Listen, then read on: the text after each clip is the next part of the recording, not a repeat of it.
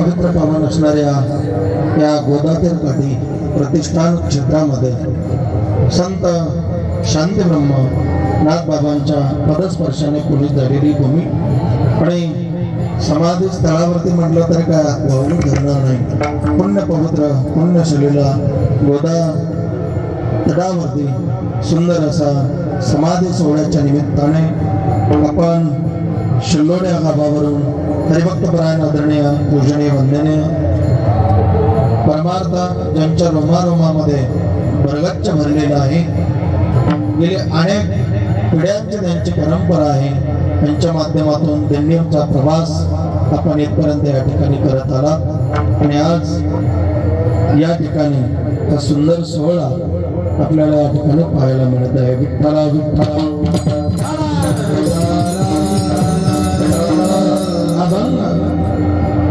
भगवान पंडित पांडुरंग परमात्म्याच्या लाडके लाडीवाळ भक्त संत शिरोमणी यांच्या नामदेव महाराजांचा 4 कडव्याचा सुंदर गोड चिंतनीय संतांचं महत्व सांगणारा अभंग सभेसाठी निवडलेला आहे. विठ्ठल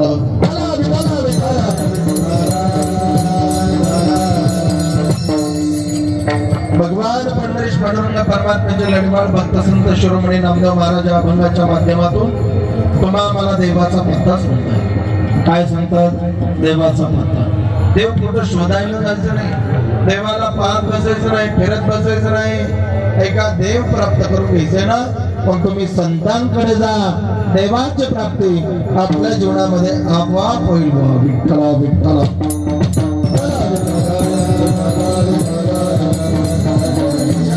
आपल्या जीवनामध्ये देवाची प्राप्ती होईल. महाराजांनी सांगितलं संतापाई माता हे विकास सद्भाव आहे. संत महात्म्यांच्या पायावरती आपलं मस्तक जर अंतकरण भावयुक्त श्रद्धायुक्त अंतकरणाने जर आपलं मस्तक त्यांच्या पायावरती ठेवलं तर महाराज म्हणतात सहजरित्या तुम्हाला देवाची प्राप्ती होईल. कोणाची? देवाची. ऐका म्हणून संतांच्याकडे गेलं पाहिजे. संतांच्या पायावरती आपण नतमस्तक झालं पाहिजे. महाराज एकदा संतांच्या पायावरती नतमस्तक झालं आणि एकदा का देवाची प्राप्ती आपल्या जीवनामध्ये प्राप्त झाली, देव प्राप्त झाला, पुन्हा संतांची सेवा करायची काय गरज आहे? पुन्हा त्यांच्या चरणारवंदी लीन होण्याची काय गरज आहे? म्हणा संतांचे अखंड बजावे, त्यांचे पाय व्हावे लीन सदा. पुन्हा पुन्हा त्यांच्या पायावरती लीन होण्याची, नतमस्तक होण्याची, त्यांची सेवा करण्याची काय गरज? महाराजांनी सांगितलं. ऐका महाराज म्हणणारे संतांच्या पायावर लीन होण्याची किंवा त्यांना शेवट त्यांची पुन्हा सेवा करण्याची गरज काय? असं जर आपण म्हटलं तर महाराजांनी त्यांना पुन्हा उपदेश केला. पुन्हा सांगितलं की बाबा रे, तुम्ही आम्ही सामान्य जीवांनी संतांची सेवा करावी यात नव्हे, इकडे लक्ष द्या. ऐका महाराज म्हणताय साधू घरी देव काम धंदा करी, पितांबर धरी वरी छाया. साधूच्या घरी असणारा देव येऊन काम करतो. काय करतो? काम करतो. ऐका, त्यांची सेवा करतो. आणि तुम्ही आम्ही सेवा करणे आपल्या विशेषता नाही, म्हणून तुम्ही आम्ही सेवा केली पाहिजे. लक्षात आलं महाराजांच्या. ऐका त्यावेळेला महाराज त्या ठिकाणी बोलतायत बाबा रे, नुसतं काम करत नाही, नुसती सेवा करत नाही, नुसतं त्यांच्या घरी जाऊन राहत नाही. ऐका देव त्यांच्या संगतीची इच्छा आपल्या जीवनामध्ये व्यक्त करतो. ऐका नामामुळे देव इच्छी संत संग ते आमचे जीवलाग जन्मोजन्मी. नामदेव महाराज म्हणतायत देवाला संत किती आवडतात. ऐका त्यांच्या संगतीमध्ये राहण्याची इच्छा देव का व्यक्त करतो? तर महाराज म्हणतायत की देव त्या ठिकाणी स्वतः आपली इच्छा प्रकट करतोय की ते माझे जन्मोजन्मी जीवलग आहेत, सगळ्यात आवडते आहेत, प्राणप्रिय आहेत आणि ते मला आवडतात. म्हणून त्या ठिकाणी त्यांच्या संगतीची इच्छा देव व्यक्त करतात. आज पैठण नक्षत्रामध्ये वारीच्या निमित्ताने महाराष्ट्रभरातून नाही तर जगभरातून भाविक या ठिकाणी येतात. वेगवेगळ्या राज्यातून येतात. जसे आळंदी आणि पंढरपूरची यात्रा भरते ना आषाढी आणि कार्तिकी, त्याच पद्धतीने षष्ठी हा विशेष या ठिकाणी दक्षिण काशी म्हणून ओळखलं जाणारं छत्र ते म्हणजे पैठण आहे. विठ्ठला विठ्ठला.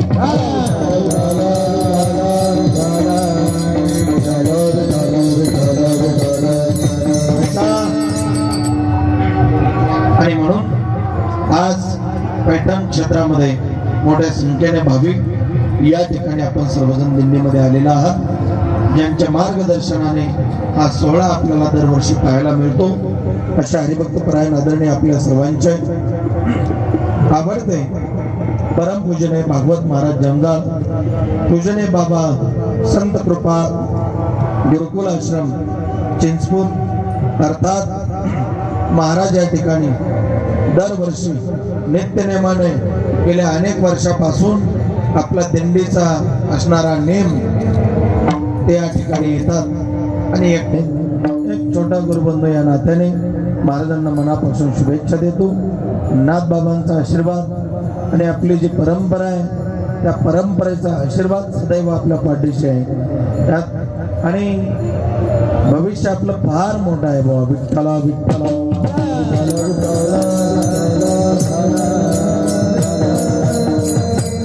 या ठिकाणी प्रामुख्याने आज ज्यांची उपस्थिती आपल्या फडावरती लाभलेली आहे आदरणीय हरिभक्तपरायण परमपूजनीय स्वामी सर्वानंद सरस्वतीजी महाराज मुर्डेश्वर आश्रम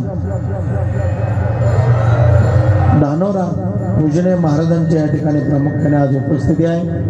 पूजनीय स्वामीजी या ठिकाणी प्रामुख्याने उपस्थित आहे. महाराजांना या ठिकाणी प्रामुख्याने सर्व सेवादारी मंडळी असतील, अन्नदाते मंडळी असतील, सर्व गुणीजन गायक वादक गुणीजन महाराज मंडळी असतील, शिष्टमौल्यांचं फार मोठं योगदान या ठिकाणी आहे. नाही तर या फेडमध्ये आपण गावाकडून एवढी मोठी सिस्टीम घेऊन इथपर्यंत येतात, नाथबाबांची सेवा करण्यासाठी येतात, महाराजांना या ठिकाणी आपण सेवा देतात. खऱ्या अर्थाने आपले मनापासून आभार आहे बाबा. विठ्ठला विठ्ठला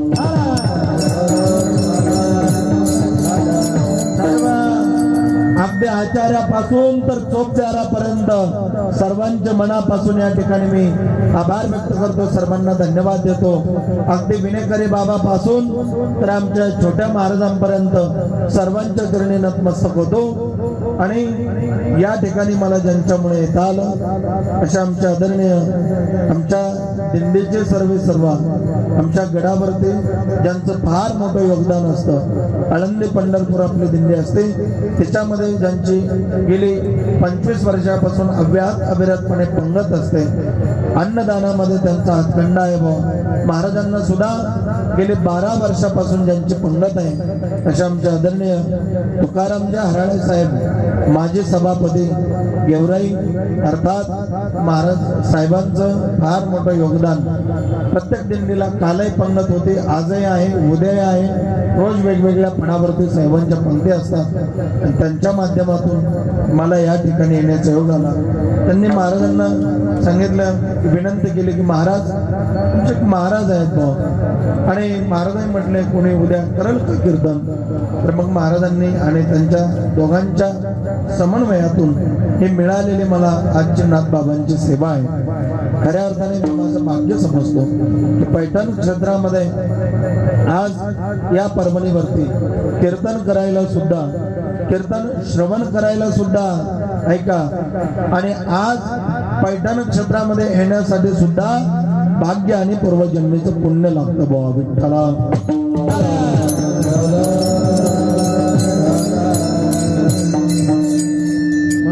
खऱ्या अर्थाने आल्याच्या नंतर महाराजांचं नियोजन, महाराजांची सगळी यंत्रणा, सगळं अत्यंत अगदी विशेष लक्ष महाराजांचं सगळीकडे असतं. हे सांभाळणं सोपं नाही, हे करणं फार कठीण आहे, अवघड आहे. एका एका माणसाचं मन त्या ठिकाणी सांभाळावं लागतं. मला फार अनुभव आहे.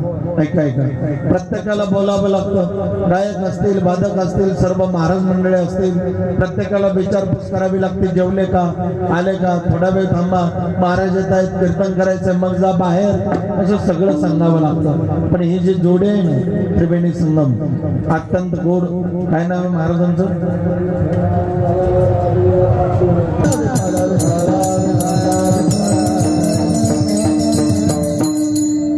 सर्वच आता ऐका, आपण पैठण क्षेत्रामध्ये आहोत.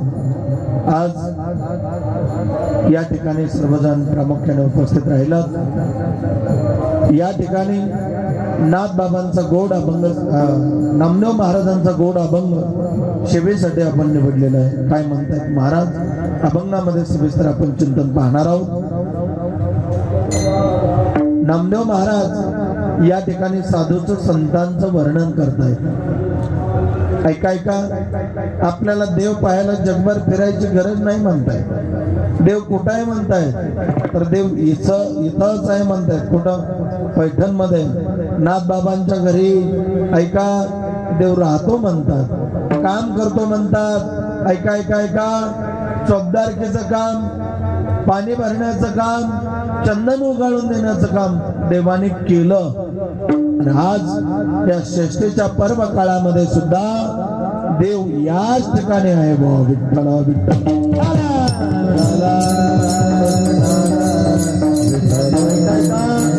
आज नाथ बाबांचा समाधी सोहळा आहे.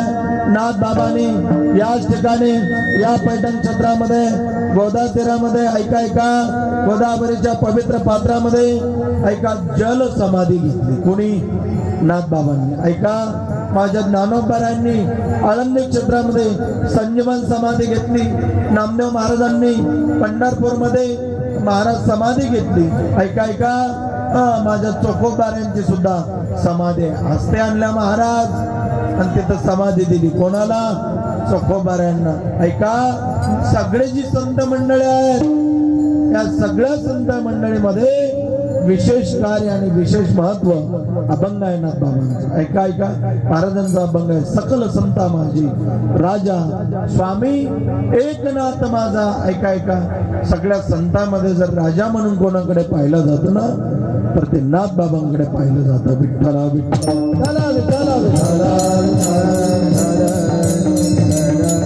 नाथ बाबा सामान्य संत नव्हते, श्रीमंत संत नाथ बाबा होते. विठ्ठला विठ्ठला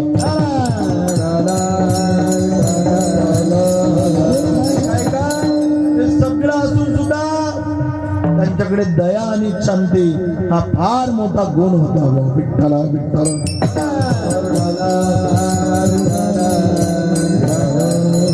आपल्याला लगेच सांगणार नाही. सगळ्यांनी सांगितलंय, अनेकांचं ऐकलंय. आपण या ठिकाणी आल्यापासून गेले 2-3 दिवसापासून 4 दिवसापासून आपण रोज ऐकता यवनांगावरी तुंकला प्रसाद देऊनी मुक्त केला.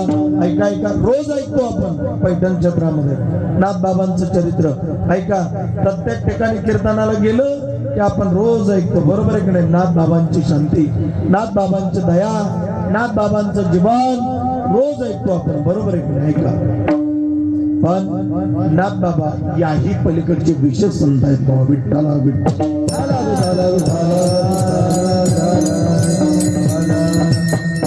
चला मी माझ्या चिंतनाकडे येतो. थोडस महत्वाचं चिंतन आपल्याला देतो. जो अभंग सेवेसाठी निवडलेला तो नामदेव महाराजांचा आहे. या अभंगामध्ये नाथ बाबा नामदेव महाराज सांगतात की बाबा रे तुम्हाला कुठं जायची गरज नाही, फक्त संतांकडे जा. आता मग आपण आलोत ना पैठणला, भेटेल का आपल्याला देव? बरोबर आहे का? इकडे लक्ष द्या. भेटेल ना आपल्याला देव? महाराज म्हणले 100% भेटणार. कोण? देव. कुठं जायचं देव शोधायला? महाराज म्हणले कुठंच जाऊ नका, संता पायी माता. पण संत म्हणायचं कोणाला? 2-2 वाक्यामध्ये सांगतो मी. संत म्हणायचं कोणाला? संत असतात कसे? संत करतात काय? 2-2 वाक्यामध्ये 2-2 एक विशेष एक महत्व संतांचं आपल्याला मी सांगतो, म्हणजे आपल्या लक्षात येऊन जाईल. विठ्ठला विठ्ठला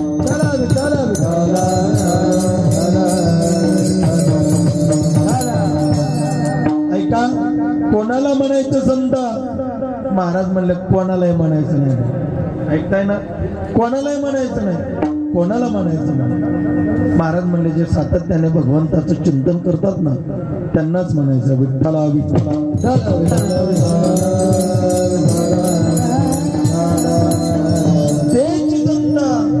तेच संत ज्यांचा हेत विठ्ठल विठ्ठल नेनते काही टाना टोना नामस्मरणा वाचून त्यांना संत म्हणायचं. दया क्षमा ज्यांच्या ज्याच्याकडे दया आहे ते संत आहे. संत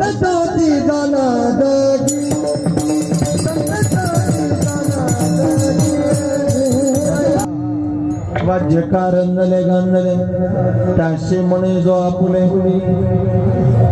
थोडं काय तुझी साधू तोची साधू ओळखावा देव तेथेची जाणावा विठ्ठला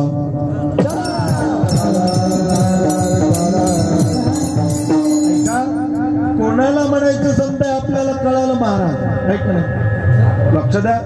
आणि मग महाराज म्हणले बरं हा यांना संत म्हणायचं बरोबर आहे. मी सरळ सरळ सांगतो मी कोणाला नाही म्हणायचं हे सांगणार नाही कोणाला म्हणायचं एवढंच सांगतो मी. ऐका ज्यांच्याकडे एक गुण आहे त्यांना आपण संत म्हटलं पाहिजे त्यांच्याकडे आपण गेलं पाहिजे त्यांच्या पाया आपण पडलं पाहिजे. ऐका आणि मग आपल्याला देवाची प्राप्ती होते. ऐका असे संत नेमके राहतात कुठे कुठं प्राप्त होतील आपल्याला. महाराज म्हणले प्राप्त व्हायचं जाऊ द्या पण ते पहिले ओळखायला कळाले पाहिजे. कोण संत ओळखता आले पाहिजेत आपल्याला. महाराज म्हणले कसे ओळखायचे भजन करा विठ्ठला विठ्ठला.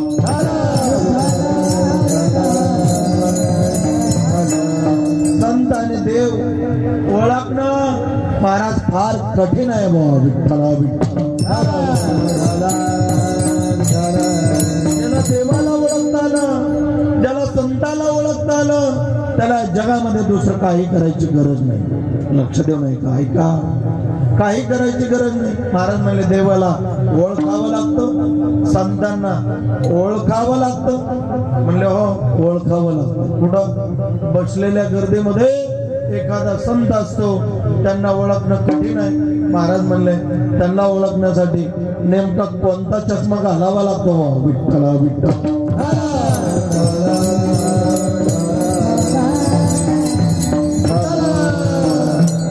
ओळखण्यासाठी चष्मा घालायची गरज नाही. महाराज कसं ओळखायचं त्यांना एक मी आपल्याला सांगतो.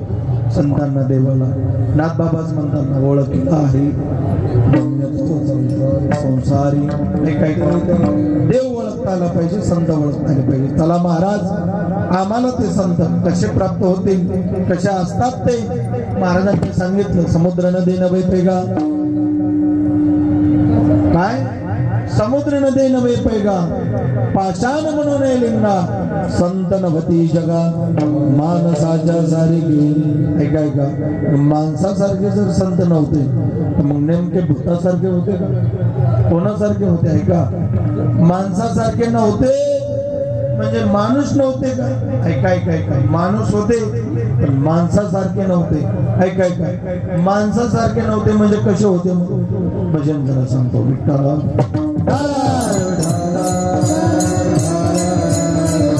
दिसायला जरी माणसासारखे असले तरी असायला मात्र माणसासारखे नव्हते विठ्ठला. विचार सांगतो मी ऐका त्यांचे विचार आपल्यापेक्षा वेगळे होते विठ्ठला विठ्ठला. महाराज एवढं सांगत बसणार काय म्हणजे एवढं ऐका वेळ आपल्याला कमी पडेल म्हणून मी सरळ सांगतो. महाराज असे संत जे सातत्याने भगवंताचं चिंतन करतात ज्यांना संत म्हणतात. ऐका ऐका असे संत आपल्याला कुठे भेटतील. महाराजांनी सांगितलं बाबा हे संत सहज भेटणं कठीण आहे. ऐका यासाठी काय करावं लागेल. महाराजांनी सांगितलं फार कठीण आहे. भाऊ अवघड आहे संत भेटी. महाराज किती अवघड आहे आता सांगतो. भजन करा विठ्ठला.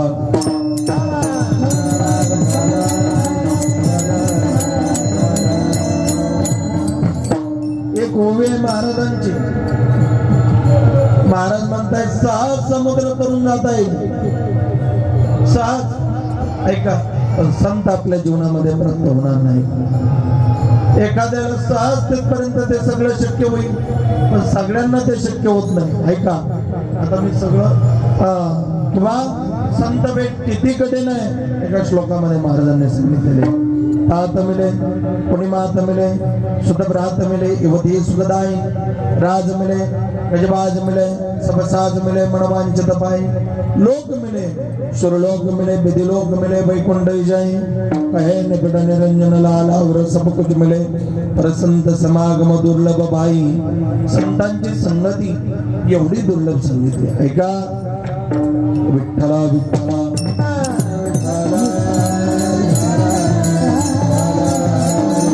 सगळं आपल्या जीवनामध्ये शक्य होईल पण संतांची भेट होणं कठीण आहे. बरं महाराज, एखाद्याने ठरवलं मला संत व्हायचं, काय व्हायचंय?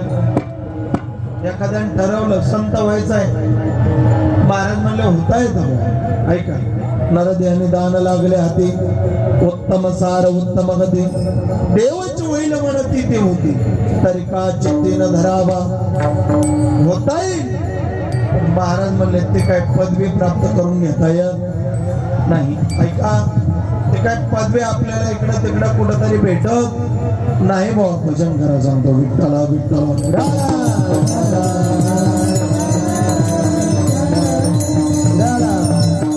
महाराज ठिकाणी म्हटले, आयुष्याच्या साधने सच्चिदानंद पदवी घेणे कोणत्या कॉलेजमध्ये मिळते ती? कोणती डिग्री प्राप्त केल्याच्या नंतर ती पदवी आपल्या जीवनामध्ये प्राप्त होईल? महाराज म्हणले नाही भाऊ. ऐका, जसं सच्चिदानंद पदवी प्राप्त करण्यासाठी आपण ऐका घेणे म्हणजे प्राप्त करण्यासाठी प्रयत्न करणे, तसं महाराज म्हणले संत ही पदवी सहज आणि सोपी नाही. ऐका, ते कोणत्या कशामध्ये मिळत नाही? गुरुकुलमध्ये मिळत नाही. ऐका, मग हे पदवी प्राप्त करण्यासाठी, त्या अवस्थेपर्यंत जाऊन पोहोचण्यासाठी, संत पदापर्यंत जाऊन पोहोचण्यासाठी काय करावं लागेल किंवा कुठं मिळेल पद?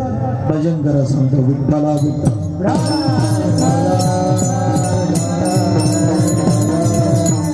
महाराज म्हणले सहज मिळत नाही संतपण मिळत हे हाती, खंडता कपाटी राणी म्हणी. ऐका, सहज मिळत नाही, त्याच्यासाठी फार फार कष्ट करावे लागते. बुवा भजन करा सांगतो, विठ्ठला.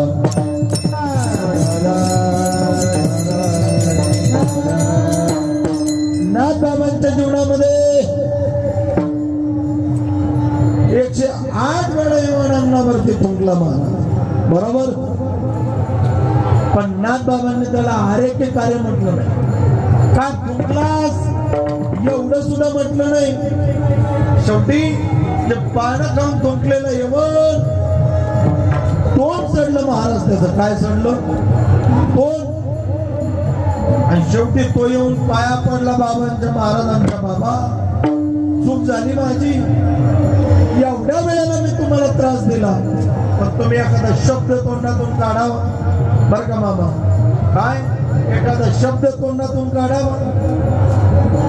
नाथ बाबा म्हटले, उलट तू बरं केलंस, चांगलं झालं. कोणासाठी? माझ्यासाठी. अहो, येताना पोलिसांनी गाडी हलवली, कुठून सोडत नव्हते, बरोबर. नाही सोडल्यावर मला राग आला असेल का दया वाटली असेल त्यांची मनामध्ये?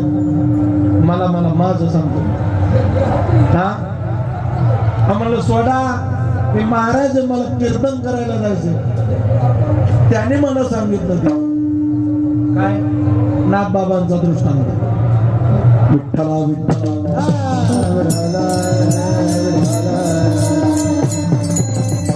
ऐका, महाराज ते म्हणलं नेमकं माझ्याकडून चूक झाली.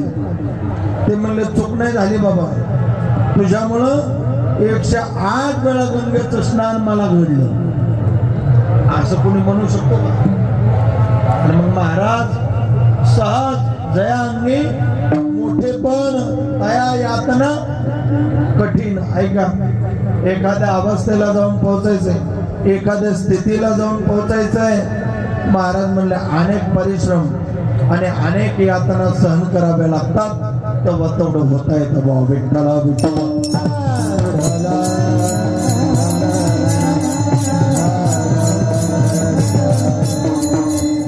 ऐका, देवाकडे गेलं तर देव आपल्याला काय देईल, आणि संतांकडे गेलो तर संत आपल्याला काय देतील? एक मुद्दा सांगतो मी फक्त आपल्याला. देवाकडे गेलं तर देव मागल ते देईल आपल्याला. कोण? देव. आणि संतांकडे गेलो तर संत सुद्धा देतात आपल्याला. संतांकडे सुद्धा काही कमी नाही. घातला दुकान देती आली अशी दान, संत उदार उदार भरले अनंत भांडार माग त्या शिवपुरेचे मागाल ते देतात कोण? संत.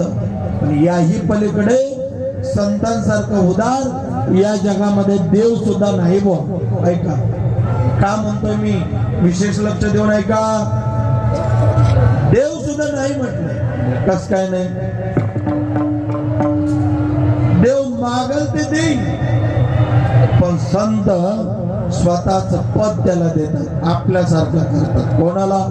समोरच्याला. आपणासारखे करीते तत्काळ नाही काळ वेळ तया लागी विठ्ठल.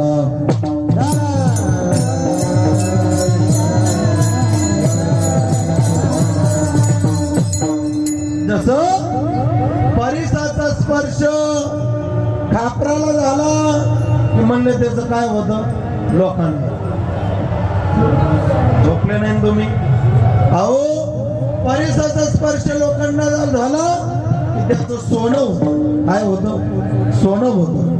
तसं महाराज आपल्याला साधूची संगती आणि संतांचा स्पर्श आपल्या जीवनामध्ये झाला, महाराज म्हणले आपल्या जीवनाचं सुद्धा सोनच होतं.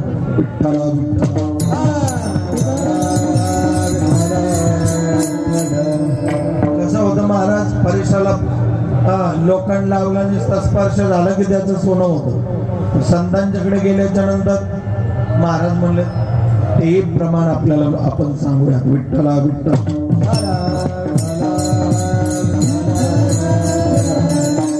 संत चरण राज लागता सहज वासनेचे बीज जळून जाय. विठ्ठला विठ्ठल.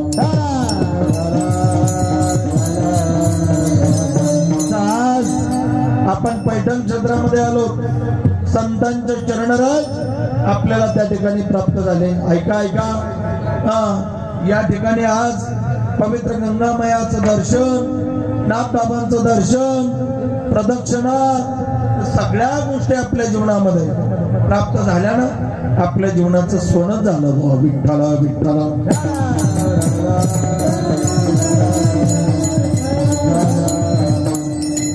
नाथबाबा फार दयाळू होते. ऐका ऐका, नाथबाबांकडे राहणारा व्यक्ती कसाही असू द्या त्याच्यावर कृपा करत होते. कोण? नाथबाबा. पण त्यासाठी आपण अगोदर तसं असावं लागतं आणि नंतर समोरचं होत असतं. एक बाई नाथबाबांकडे आपल्या पोराला घेऊन आली. कोण? ऐका ऐका, बाई नाथबाबांकडे घेऊन आली. महाराज, नाथबाबा म्हणले काय झालं? आमचा पोरगा रोज त्या ठिकाणी गुळ मागतो खायला. काय मागतो? गुळ. त्याचा गुळ सुटावा म्हणून तुमच्याकडे आले. काय सुटावा? गुळ. एक नाही, माझ्याकडे तर पैसा नाही आला रोज गुळ द्यायला. बरोबर आहे की नाही? त्याचा गुळ सुटावा म्हणून तुमच्याकडे आले. नाथबाबांनी सांगितलं बाई तुम्ही काय करा, याला घेऊन उद्या. कधी? उद्या. ती म्हणली ठीक आहे का नाही. गेली दुसऱ्या दिवशी परत चालत 2-4 किलोमीटर बिचारी त्या पोराला घेऊन आली. नाथबाबांनी त्या पोराला सांगितलं बेटा बाळा आजपासून गोळ खायचा. काय म्हणले? आजपासून गोळ खायचा नाही. जा म्हणले बाई. आता ऐकताय ना? जा म्हणले. आता ती बाई म्हणली बाबा काल एवढे किलोमीटर मी प्रवास चालत आले का? माझ्याकडे पैसा नाही आणि आज तुम्ही मला पुन्हा बोलवलं आणि आज सांगताय गुळ खायचा नाही. एवढं वाक्य जर कालच सांगितलं असतं मला एवढ्या दूर परत पायी येण्याची काय गरज होती? नाथबाबा म्हणले बाई अनुभवाले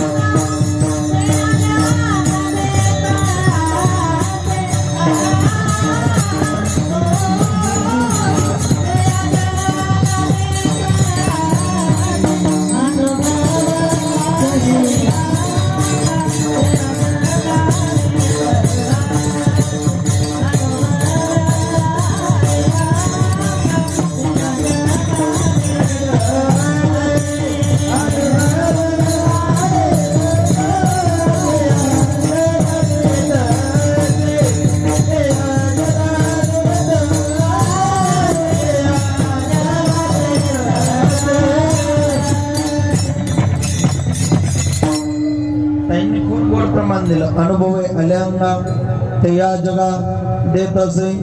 ऐका ऐका त्या बाईला म्हणले जा बाई. आणि मग त्या वेळेला त्या बाईनं सांगितलं बाबा कालच सांगितलं असतं एवढा शब्द तर मला आज याची गरज पडली नसती.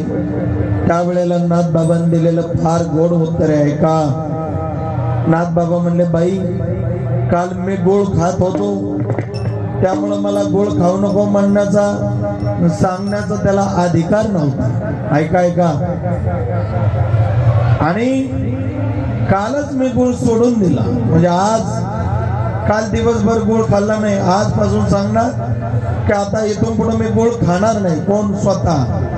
आणि मग तो सांगण्याचा अधिकार मला प्राप्त झाला. काल जर मी सांगितलं असतं मला गुळ खाऊ नको तर मीच खात होतो त्याने माझं ऐकलं नसतं. पण आज मी गुळ सोडून दिला आता मी त्याला सांगितलं होतं ऐकल्याशिवाय राहणार.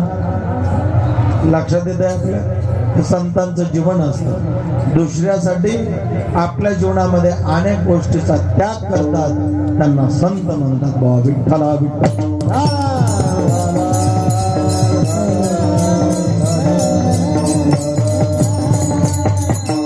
आपण कधी त्याग करू शकत नाही त्यागाची भूमिका आपल्याकडे नाही. लक्षात येते एक ओवी आहे आठवली म्हणून सांगतो. आपण आपल्याकडे पाहिलं पाहिजे कोणाकडे आपल्याकडे आपुले आपण करा सोडवण संसार बंधन थोडा वेगळी. लक्षात येते आपण दुसऱ्याचे अवगुण पाहतो. कोणाचे पक्वाचे महाराज काय नाव आहे तुमचं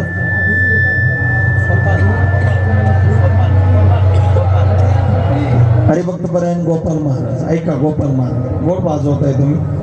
आता पकवाज नाही का नाही दिल्लीमध्ये म्हणल्याच्या नंतर कमी जास्त होत राहत आहे की नाही त्याच्यामध्ये हे आहे पण प्रॉब्लेम आहे पण तुम्ही गोड वाजवता. ऐका गोपाल महाराज काय सांगत हो तुम्ही आपण कोणाचे गुण दुर्गुण पाहतो लोकांचे आपले नाही. ऐका ज्या वेळेला आपण आपले गुण आणि अवगुण पाहतो त्यावेळेला आपलं जीवन आपल्याला कळाल्याशिवाय राहणार नाही. विठ्ठल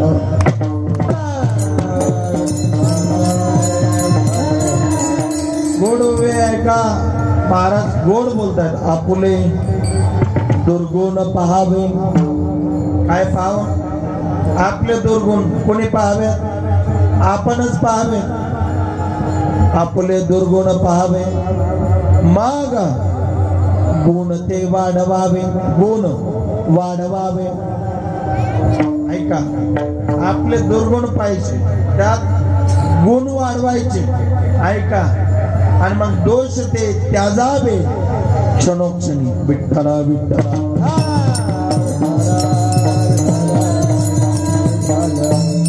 पहिले आपले दुर्गुण पाहिजे मग आपल्यामध्ये गुण वाढवायचे आणि मग आपल्या अंतकरणातले म्हणजे आपल्याकडचे जे दोष आहे ते टाकून द्यायचे.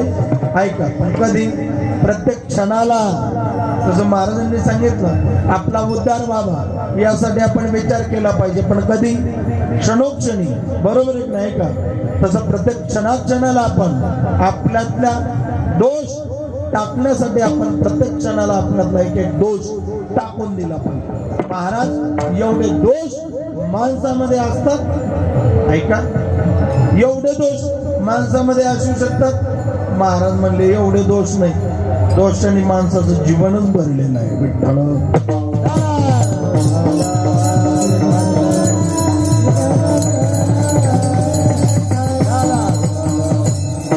आणि हे जर पाहायचं नसेल तर महाराज म्हणले तुम्ही संतांकडे जा.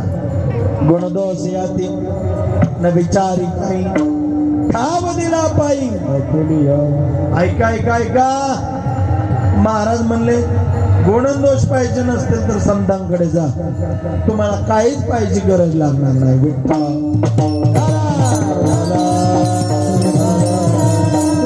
महाराज तुम्ही सांगितलं आम्हाला की संतांकडे गेल्याच्या नंतर देवाची प्राप्ती.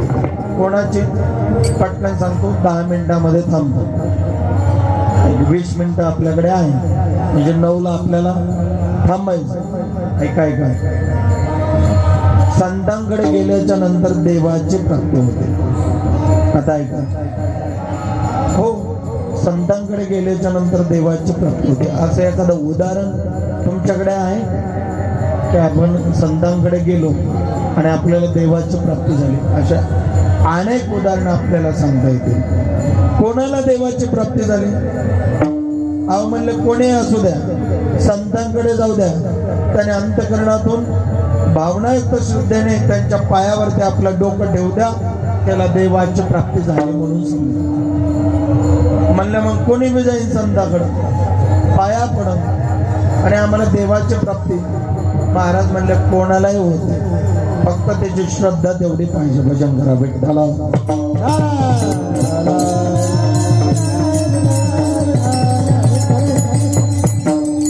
एकच उदाहरण सांगतो, पुरे होईल आपल्याला.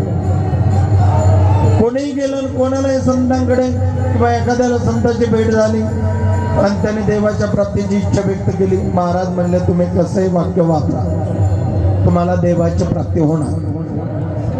पण संतांकडे जावं लागेल, त्यांच्या पायावरती नतमस्तक व्हावं लागेल आणि मग देवाची प्राप्ती. म्हणले कोणी असू द्या, कोणी असू द्या, म्हणले कोणी बी, म्हणले चोर असू द्या, याच्या पलीकडे काय सांगा. विठ्ठला विठ्ठला.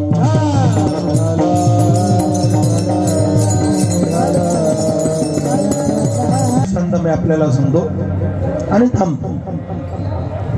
एकदा नामदेव महाराज ज्ञानोबाराय तीर्थयात्रेला निघाले. आता यातलाच प्रसंग एवढा जर सांगायचा झाला, ज्ञानोबाराय नामदेव महाराज तीर्थयात्रेला निघाले, देवाचा सगळा प्रसंग आहे की नाही, वेगवेगळ्या चिंतन किती वेळ सांगता येईल आहे का. तीर्थयात्रा कोण करत होता? ऐका ऐका, अनेक सगळ्या संतांनी तीर्थयात्रा केलेला आपल्या समोर येतं. नाथबाबांचा अभंग आहे, पायी तीर्थयात्रा मुखी राम राम हाच माझा नेम. ऐका, पण महाराज नामदेव महाराजांनी ज्ञानोबाराय तीर्थयात्रेने निघाले. मी आपल्याला दृष्टांत सांगतो, शेवटी सिद्धांत सांगतो. निघाले तीर्थयात्रेला, जात असताना अगदी 10-20 किलोमीटर, 20-25-30 किलोमीटर अंतरावरती थांबायचं. आता सगळ्या सुविधा झाल्या, पहिल्या नव्हत्या. दिल्लीमध्ये यायचं म्हटलं टँकर आहे, गरम पाणी, गार पाणी, वेळोवेळी चहाची, जेवणाची, नाश्त्याची सगळ्या व्यवस्था आता गावकरी मंडळी करतात, बरोबर आहे की नाही? उत्तम व्यवस्था. वारकरी आला म्हटलं धावत पडत जातात लोक, त्याच्या पायावर आपलं लोटांगण घालतात, आहे की नाही? काय का. पण पूर्वीचा काळ ज्ञानोबाराय नामदेव महाराज तीर्थयात्रेने निघाल त्यावेळेला गाड्या घोड्या नव्हत्या. ऐका, शब्दाने पुढे जाऊन सांगायचं, एखादा जो असणारा गावातला दुसरा कोणी असणारा त्याने पुढच्या गावामध्ये जाऊन सांगायचं आज आपल्या गावामध्ये ज्ञानोबाराय नामदेव महाराज येणार आहेत, आणि मग त्यांनी व्यवस्था करायची. तुम्ही म्हणता तीर्थयात्रेचा इकडचा काय संबंध? पण मी आपल्याला दृष्टांत सांगतो, लक्षात घ्या. तीर्थयात्रा करत असताना पुढच्या गावामध्ये कोणी चोपदाराने म्हणा, एखाद्या गावातल्या मग व्यक्तीने पुढच्या गावामध्ये जाऊन संदेश द्यावा, सांगावा की आपल्या गावामध्ये ज्ञानोबाराय नामदेव महाराज येणार आहेत, आणि मग त्या गावातल्या भाविकांनी तयारीला लागावं, आनंद व्यक्त करावा, आपल्या गावामध्ये ज्ञानोबाराय नामदेव महाराज येत आहेत. पण ते दोघं येत नाहीत. ऐका, त्यांच्यासोबत पाठीमागचं गाव, बाकीची भक्त मंडळी त्यांना सोडायला पुढच्या गावापर्यंत जातात. ऐसून सगळा 1000-500 लोक सोबत येतात, सगळ्यांच्या जेवणाचं नियोजन करायचं असं प्रत्येक गावामध्ये. पण एका गावामध्ये ज्ञानोबाराय नामदेव महाराज येणार अशी बातमी कळाली, आणि त्या गावातल्या व्यक्तीने मंदिरावरती जाऊन माईक हातामध्ये घेतला, सगळ्या गावातल्या लोकांना सांगितलं, ऐका गावकरी, ऐका, आपल्या गावामध्ये उद्या ज्ञानोबाराय नामदेव महाराज येणार आहेत, त्यांचं नियोजन आपल्याला करायचंय, भोजनाची व्यवस्था करायची, मंडप द्यायचा आहे, सगळे व्यवस्था आपल्याला करायची, सगळ्यांनी मंदिराकडे या. सगळे लोक मंदिराकडे आले, आणि ज्या व्यक्तीच्या हातामध्ये माईक आहे त्या व्यक्तीने सांगितलं, ऐका उद्या ज्ञानोबाराय नामदेव महाराज येणार आहे, त्यांच्यासोबत भरपूर भाविक येणार आहे, गावातले मंडळी असणार आहेत, त्यांच्या आपल्याला भोजनाची व्यवस्था करायची. कोण घेतं का पंगत? 10-15 जणांनी हात वर केले. आता आमचे हराळे साहेब बाकीचे जे आहेत ते सभापती नाही जे पंक्तीला अन्नदान देणारे मंडळ आहेत त्यांनी सगळ्यांनी गावातल्यांनी हात वर केले. आम्ही घेतो पंगत. पण गावातला एक व्यक्ती होता. कोण होता तो? ऐका, इकडे लक्ष द्या, मला थांबायचं आहे. कोण होता तो? असणारा व्यक्ती होता चोर. ते म्हणलं, साहेब गावात दिंडे आली तरी पंगत तुमची. सप्तासला काल्याची मधली कोणती पंगत तुम्ही घेता. एकादशी द्वादशी असेल पंगत तुम्हीच घेता. ऐका, 4-6 जणांच्याच तुमच्या पंक्ती असतात. मग आम्हाला एखाद्या वेळेला पंगत घालू दे. कोण म्हणला? चोर. ऐका, इकडे लक्ष देऊन ऐका. दृष्टांत का सांगतो, कशासाठी सांगतोय तुम्हाला? कीर्तने एवढा वेळ सांगितलं, यातलं काय आपल्याला घेता आलं? त्या म्हणला, आम्हाला एखाद्या वेळेस पंगत द्या. गावातले बाकीचे सगळेजण म्हणायला लागले, दिल्या असते त्याला पंगत, पण तो आहे कोण? चोर. एक नाही, त्याला पंगत देता येणार. काही जण म्हणले, द्या द्या, बघून घेऊ. कोणाला? चोराला. काही जणांचे विचार माईकवाल्याला मिळाल्याच्या नंतर 10-5 जण एकत्र आल्याच्या नंतर बरं म्हणले, जाऊ दे, तुला तर तुला, कोण आहेस तू? ज्या असेल ते आहे का नाही, देऊन टाकले त्याला पंगत. दिल्याच्या नंतर तो म्हणलं पंगत मिळाली, बरं झालं, आनंद वाटला. पण माझी एक आठ आहे म्हणला. अय बाबा, 8 बीट काय मानू नको. अरे इथं पंक्तीला नंबर लागलेत. प्रत्येक जण म्हणतो आम्ही पंगत घालतो. तीर्थाच्या ठिकाणी जर दान दिलं तर वेगळं पुण्य लागतं. साधूला जेव घातलं वेगळं पुण्य लागतं. विशेष पुण्य प्राप्त होतं. इथं नंबर लागलेत पंगत घ्यायला, तो 8 बीट काय मान्य नाही. ते म्हणलं, नाही, माझी एवढी आठ तुम्हाला मान्य करावं लागेल. ते म्हणलं, काय तुझ्या आठ? ते म्हणे, पंगत मी घालणार, पण नामदेव महाराजांनी ज्ञानोबा माझ्या घरी स्नानासाठी आले पाहिजे. कशासाठी? स्नानासाठी. त्याने असं बाकीच्या लोकांकडे पाहिलं, कोणी काही म्हटलं नाही. ते म्हणे, हा चालेल म्हणे, येतील तुमच्या घरी. कशासाठी? स्नानासाठी. ऐका आता. आणि मग तो म्हणला, काय हरकत नाही, आता थोडा वेळ माईक द्या म्हणला मला तुमचं. काय माईक? बर का गोपाल महाराज दिला ना माईक. कोणाला? चोराला. माईक हातात दिला. त्याने सांगितलं, ऐका, तुम्ही मला पंगत दिले त्याबद्दल तुमचा आभार, अभिनंदन. पण तुम्ही माझी आठ सुद्धा मान्य केली की ज्ञानोबा नामदेव महाराज आपल्या घरी स्नानासाठी येणार. आता माझी तुम्हाला एक विनंती आहे, अख्ख्या गावाने ऐका म्हणे, सगळ्यांना आजच उद्याच चूल बंद, आवत जेवायला या म्हणे सगळेजण आपल्या घरी. उद्या कोणीच चूल पेटवायची नाही. ऐका, का दृष्टांत मी आपल्याला सांगतोय, लक्षात घ्या. आणि मग ठरल्याप्रमाणे नियोजन झालं आणि हा बाबा निघून गेला. कोण? चोर. तालुक्याला गेला, जिल्ह्याला गेला, दिवसभर फिरला आणि संध्याकाळी घरी आला. कोणाच्या? स्वतःच्या. आणि घरी आल्याच्या नंतर बायकोला म्हणलं, जेवायला दे. बायको म्हणले, घरात अन्नाचा कण नाही, पीठ नाही ना मीठ नाही, तुला नेमकं जेवायला द्यायचं कुठं? ते म्हणलं, उद्या तर पंगत घेतली, अख्ख्या गावाला जेव घालायचं, सगळ्याला जेव घालायचं, आणि पंगत घेतली आपल्या घरात आपल्याला खायला नाही, उद्या व्हायचं कसं? पण म्हणलं, आपलं काय हरकत नाही म्हणलं. बायको म्हणलं, नसू दे, उद्याची पंगत आहे म्हणला, सगळं आहे. जरी आपल्या घरात काही खायला नसेल तर आपला धंदा थोडाच बंद पडलाय म्हणला. विठ्ठला विठ्ठला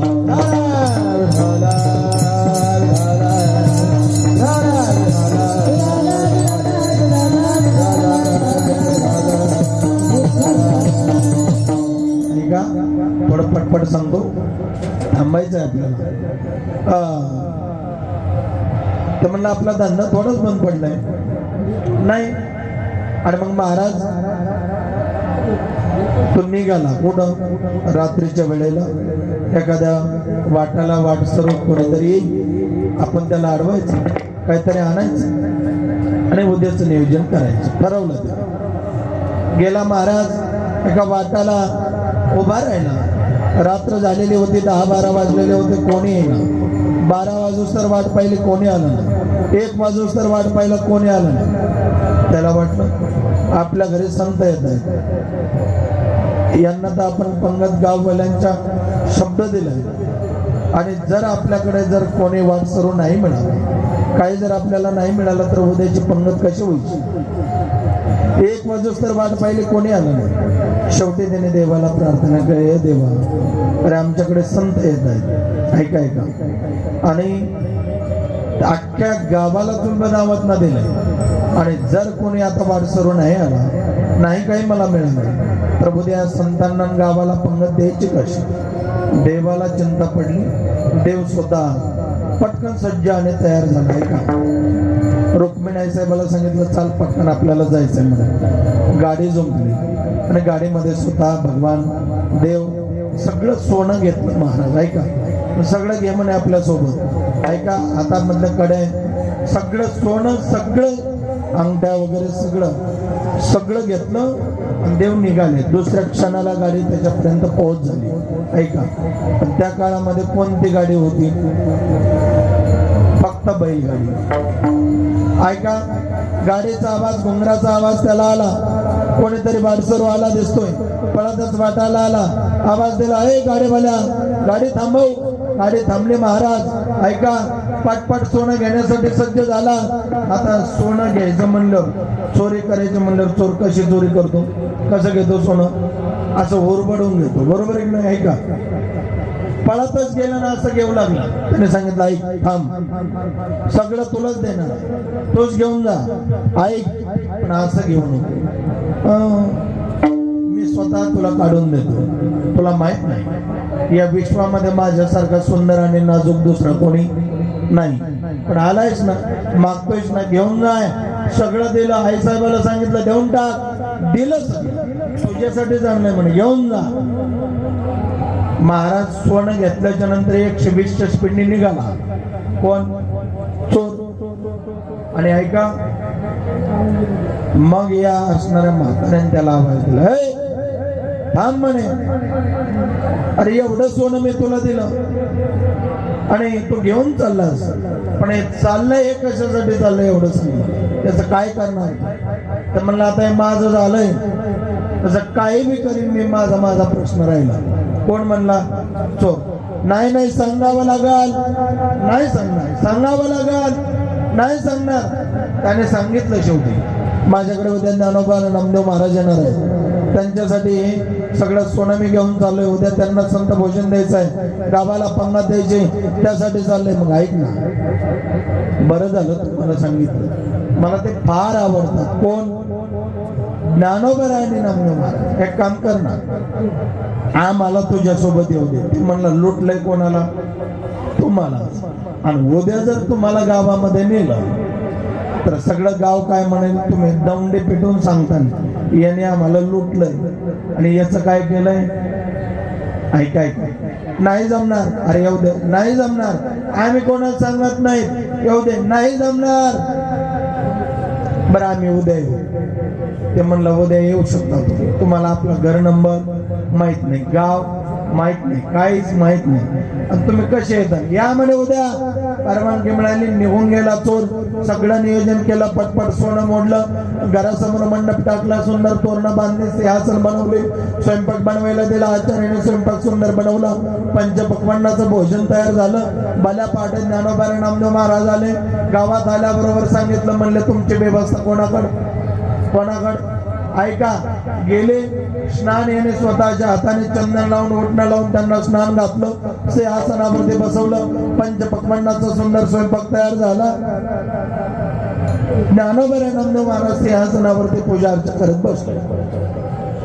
तेवढ्यामध्ये सकाळचं सगळं गाव उठलं. गावाने पाहिलं, अरे व्यवस्था तर लय भारी, आपलंच गाव आहे का? सगळ्या गावामध्ये फुलं, रांगोळ्या, सुंदर गाव सजवलंय.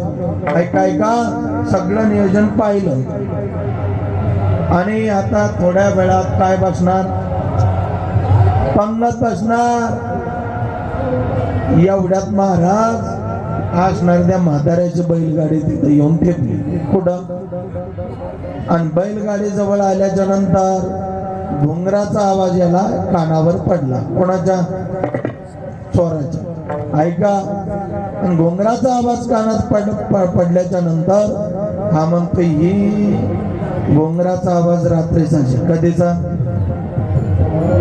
ऐकलंय तुम्ही? घुंगराचा आवाज कधीचा आहे म्हणे? रात्रीचाच. पण कोणत्या रात्रीचा? कालच्या. कोणाची बैलगाडी होती ती? ऐका, म्हाताऱ्याची. आणि त्याच बैलाच्या गाडीच्या घुंगराचा आवाज येतोय असं त्याला वाटलं. आणि त्यांनी पाहिलं तर लक्षात आलं तेच म्हातारं दिसतंय. आता अवघड झालं आपलं. आता हे जर देवाला कळालं याला लुबाडून आणलंय याचं नियोजन, हे जर कोणाला, हे जर ज्ञानोबाऱ्यांना नामदेव महाराजांना कळालं अवघड होईल म्हणे. म्हणून ते जरा थोडस आडोंगी जाऊन उभं राहिलं एका भिंतीच्या. तेवढ्यात नामदेव राहायचं, ज्ञानोबा राहायचं लक्ष त्या म्हाताऱ्याकडे गेलं. ज्ञानोबाऱ्या ओळखलं महाराज, पळतच गेले ज्ञानोबाऱ्या. त्या म्हाताऱ्याच्या पायावरती आपला माथा टेकवला, नतमस्तक झाले. म्हाताऱ्याला गाडीच्या खाली घेतलं. नामदेव महाराजांनी म्हाताऱ्याच्या हाताला धरलं. दोघांनी आणून सिंहासनावरती बसवलं. ज्या सिंहासनावर ज्ञानोबाऱ्या बसले होते त्या सिंहासनावरती या म्हाताऱ्याला बसवलं. आणि असणारा चोर ऐका भिंतीच्या आडुंगी पाहत होता. त्याला वाटलं अरे ज्ञानोबाऱ्याचं म्हातारा वळखीचं दिसतं आणि नेमकं आपण त्यालाच लुटलं. आता आपलं अवघड होतंय. आणि मग त्याच्या लक्षात आलं आता काय खरं नाही आपलं. आणि मग ते रडायला लागला. कोण? चोर. आणि त्या वेळेला ज्ञानोबाऱ्याने त्याला आवाज दिला. कोणाला? चोराला. काय आवाज दिला? आता त्या चोराचं नाव सांगतो तुम्हाला. पुराणामध्ये त्याचं नाव आहे हरिपाळ नावाचा चोर. आवाज दिला हरिपाळ. याला वाटलं निश्चित त्या म्हाताऱ्याने आपलं नाव सांगितलंय. दुसरा आवाज पोहोचला तोपर्यंत हरिपाळ. आता मोठ्याने रडायला लागला हरिपाळ. तिसरा आवाज दिल्याच्या नंतर हरिपाळ आला. महाराज क्षमा करा, माफ करा. अरे म्हणले हरिपाळ आज तुझं भाग्य आहे. म्हणलं काय झालं? अरे आज तुझ्याकडे जगाचा मालक आलाय आणि एकटा नाही आला, आई साहेबासहित आलाय. ऐका महाराज माफ करा मला. त्यावेळेला ज्ञानोबाराय सांगतात अरे कोण आहे माहितीये तुला? कोण आहे महाराज? जगाचा मालक आहे देव आहे हरिपाळ. आज तुझं भाग्य उदयाला आलं. ज्ञानोबारायच्या पायावर आपला माथा ठेवला. नामदेव महाराजांच्या पायावर आपला माथा ठेवला. ऐका याचा परिणाम जगाचा बाप आला. सहज घरी आला महाराज आणि देव प्राप्त झाला. संता पायी माथा ठेविता संभावे तेने बेटे देव अभ्या पविठो बार कुमार. जय जय